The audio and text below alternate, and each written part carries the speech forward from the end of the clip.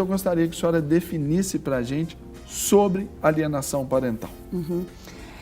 Antes de definir, Sérgio, é importante a gente saber que a alienação parental é uma conduta praticada há muito tempo. Entretanto, ela gera uma síndrome que foi definida somente em 1985 por um médico psiquiatra americano, perito nesta área judicial. Aí chamou de síndrome da síndrome, alienação. que seria a consequência do ato de alienação. O que é alienação? Só me permita aqui, eu vi uma definição lendo sobre alienação parental. Em algum dos artigos que eu li, colocou lá, síndrome da alienação parental, a construção do desamor. Eu achei isso incrível. Realmente é a construção do desamor. Porque o ato de alienação é justamente um ato de doutrinar aquele menor, aquela criança e adolescente, contra o outro genitor. Então, ele interfere na formação psicológica adequada daquele menor, ele impede a relação de afeto daquele menor com o outro genitor e seus familiares. Então, isso destrói o lado psíquico da criança, tanto da criança quanto do genitor. Então, na verdade, o ato de alienação é um ato de destruição mesmo do desenvolvimento psicológico dessa criança. Causa várias sequelas, tanto no menor quanto naquele genitor alienado. Nem sempre, Serginho, quem aliena é o guardião. Trabalhando em muitos processos de direito de família, especificamente alienação parental, percebo que genitor também, que não é o guardião do menor, ele pratica o ato de alienação. E uma coisa interessante que a lei fala no artigo 2º, além de definir o ato de alienação parental, ela fala quais são as pessoas da família que podem praticar o ato. Então, é o genitor, guardião que ou não. Normalmente, o foco todo está no genitor. No genitor. Em um deles, o que não está com a guarda. Isso. Mas também acontece no ciclo, no meio familiar. Familiar. Né? Pode ser praticado por avós, por qualquer parente que tem, tios, primos, qualquer pessoa no seio familiar que tem aquela guarda daquele menor. Então, a lei 12.318, ela veio em 2010 como uma forma de prevenir e minimizar, né, esses atos de alienação parental. No artigo 2º da lei, define quais seriam esses atos, né, que é a conduta do genitor em construir naquela criança uma mente totalmente deturpada em relação à conduta do outro genitor, né? Fazer falsas alegações, impedir mesmo o livre exercício da autoridade parental por aquele genitor que não é guardião. Dificultar o acesso à família, mudar de residências de forma injustificada, omitir assuntos importantes do filho para o outro genitor, como problemas de saúde, questões escolares. Então, todos esses são atos que a lei define. Entretanto, eles não são taxativos.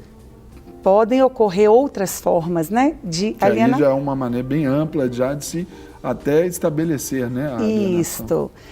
E o ato de alienação, na verdade, ele viola um direito fundamental da criança, né? Isso que eu ia perguntar agora, que é o direito da criança e quem normalmente é mais penalizado por isso, né? Mais penalizado. Quem paga a conta é a criança. É quem paga a né? conta, porque ele vai sofrer um dano psíquico que ele vai carregar para o resto da vida. Talvez ele resolverá só com apoio psiquiátrico e psicológico. Agora, doutora, quais são os motivos, né? Ainda que isso vá mais pela área até comportamental, mas quais são os motivos que levam a essa prática da alienação parental, o pessoal entender isso aí? Tá. A maioria dos motivos são relacionados à vingança, à falta de conformação mesmo com o fim daquela relação. A intenção, Sérgio, é destruir a imagem da outra pessoa para o filho. Então, com essa destruição, que é o ato de alienação da imagem do outro genitor, ele impede que aquele menor tenha um contato saudável com seu pai, que exerça uma relação, que construa ali uma relação de afeto, que é o que o ECA, que é o Estatuto da Criança e do Adolescente, coloca como direito fundamental da criança, que é o livre acesso a ambos os genitores e à convivência familiar. Isso a gente chama, Sérgio, como um abuso moral do genitor alienador. Quais são as penalidades previstas em lei quando isso é, de fato, já sentenciado, talvez? Ok. O juiz, quando ele percebe que tem indícios de alienação parental ou quando já tem um estudo técnico psicossocial da equipe do fórum, ele estabelece as seguintes penalidades. Podem ser cíveis e criminais, apesar da alienação parental não ser considerada crime. Olha, olha, para mim era crime. Não é considerada crime. Olha, que interessante. A lei fala que o juiz pode estabelecer sanções cíveis e criminais, mas já temos decisão do STF que não é crime. Então, o que ele pode fazer? Primeira coisa, ele adverte o alienador. Depois, ele suspende o contato do alienador com o menor.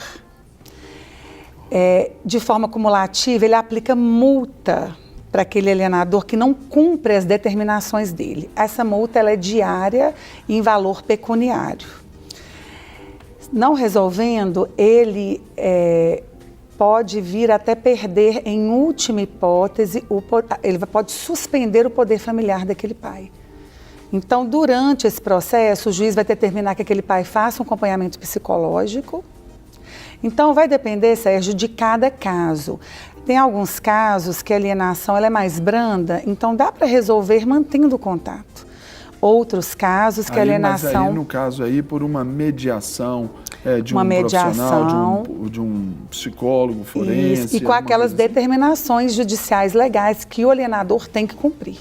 Que aí já está tudo prevista dentro ali de quem tem a guarda e de quem não tem. Já está tudo previsto. Os detalhes, assim, os nuances, exemplo, uma pessoa que dificulta o contato telefônico do genitor com o filho. Então, ele vai falar que a cada contato não realizado, o alienador paga uma multa. Então, vai depender de cada caso.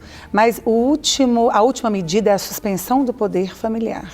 Agora, doutora, deixa eu fazer uma pergunta, assim, talvez um pouco extremada, mas eu acho que importante. Porque a gente, por exemplo, eu sou pastor, trabalho com famílias exatamente, e eu lido com isso todos os dias, o dia todo.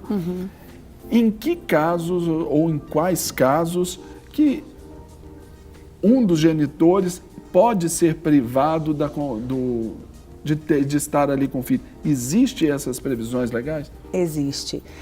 Essa vai detectar esse tipo de situação, Sérgio, durante o curso do processo e das provas que são juntadas. O menor, ele apresenta vários sintomas quando ele é alienado.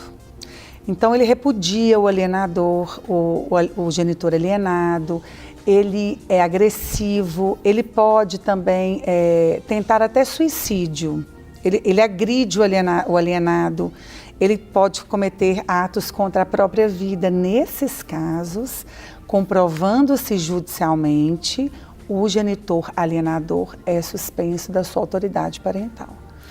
Isso é aquele que pratica alienação. Aquele que pratica. Agora, quando que ele pode ser assim, privado do outro? Quando é numa situação de risco, isso tudo é avaliado também. Situação de risco, A situação de risco é justamente essa não cessação dos atos de alienação, que é aquela doutrinação diária contra o outro.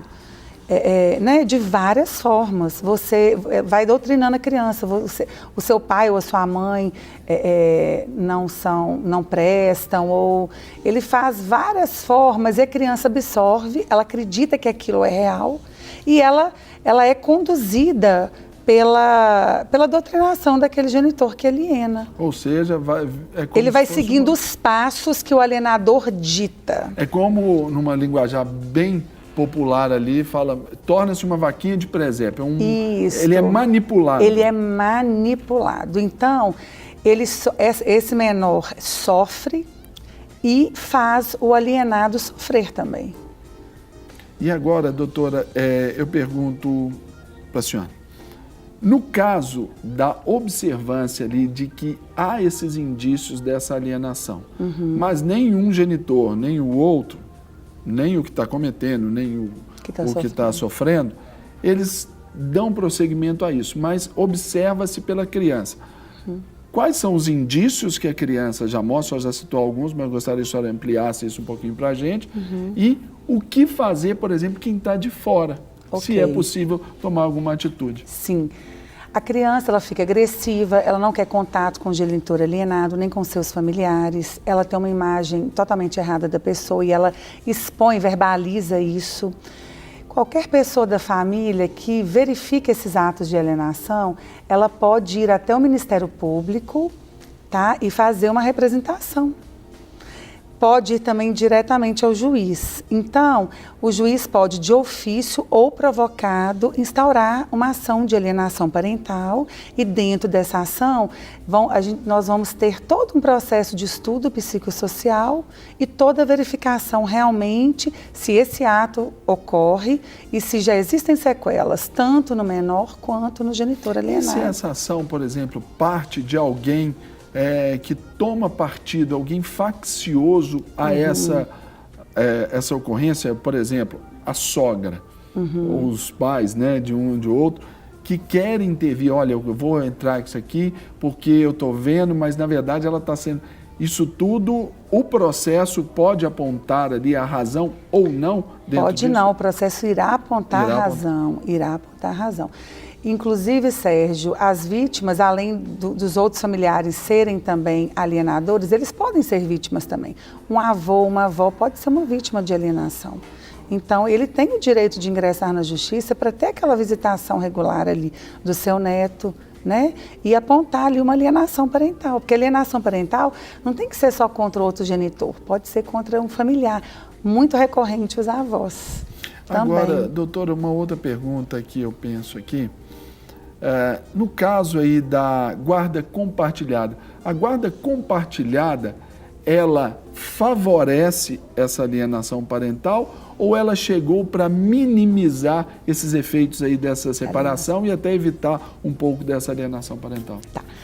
A guarda compartilhada, ela veio no intuito de minimizar, né, essa alienação parental, justamente para conferir a ambos os genitores uma igual convivência com aquele menor. Muitos confundem, Sérgio, guarda compartilhada com guarda alternada.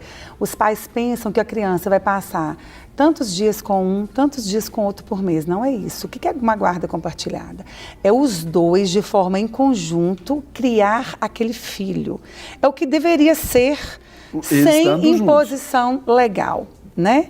Mas eu te confesso que eu não sou muito a favor da guarda compartilhada em todos os casos. Por que eu não sou a favor? Eu também. Para existir a guarda compartilhada, tem que existir um consenso entre os genitores, tem que existir um diálogo, tem que existir uma relação amistosa.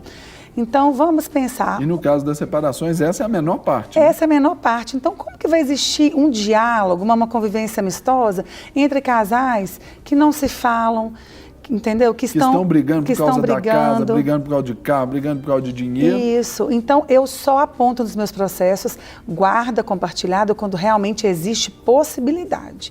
Senão, eu sou favorável à guarda unilateral e a visitação do outro genitor de forma mais livre e ampla possível. Né? Então, essa é a minha opinião. A tentativa da lei foi minimizar, mas infelizmente ela não minimiza os efeitos da alienação parental. É muito difícil, Sérgio, aí combater... Independe até da lei, não é? Independe da lei. É muito difícil combater a alienação parental.